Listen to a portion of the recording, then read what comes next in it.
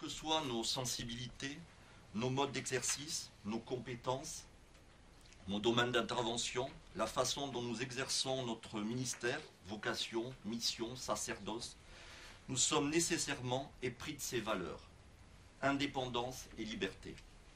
Oui, les avocats sont fondamentalement attachés à toutes les libertés, et principalement à la liberté de penser et à la liberté d'expression. La défense des libertés, si souvent proclamée, le respect des lois, le secours aux opprimés, les interventions désintéressées, l'indépendance de la pensée sont et demeurent la force et la raison d'être de la profession d'avocat. Même si nous exerçons souvent à titre individuel, il n'en demeure pas moins que chacun a conscience d'appartenir à un ordre, comme nos prédécesseurs et comme ceux qui viendront après nous. Durant l'année 2015, notre profession a été attaquée, non pas par notre garde des Sceaux, mais par le ministre de l'Économie et des Finances.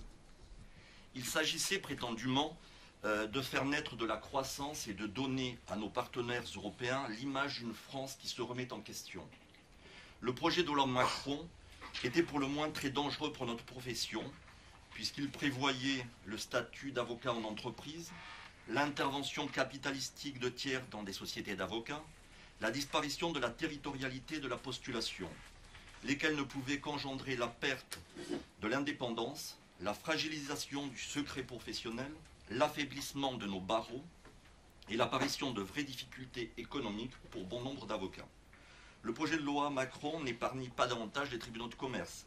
Désormais, dans le cadre des sauvegardes, des redressements judiciaires et des liquidations judiciaires, ils ne traiteront plus que des affaires concernant des entreprises de petite taille. Nous pouvons nous moderniser, et nous l'avons prouvé, mais nous n'entendons pas nous renier.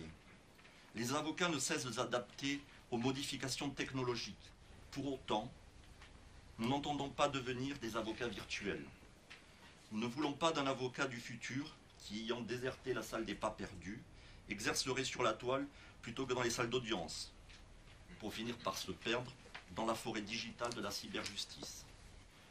Au-delà de la situation économique actuelle critique, laquelle impacte forcément notre activité, l'exercice de la profession d'avocat est un véritable privilège, qui est à même de nous apporter de grandes joies professionnelles. Assurer la défense d'un justiciable, pas seulement au pénal, mais dans tous les domaines du droit, c'est un partage, une fusion, et aussi une extraordinaire aventure humaine.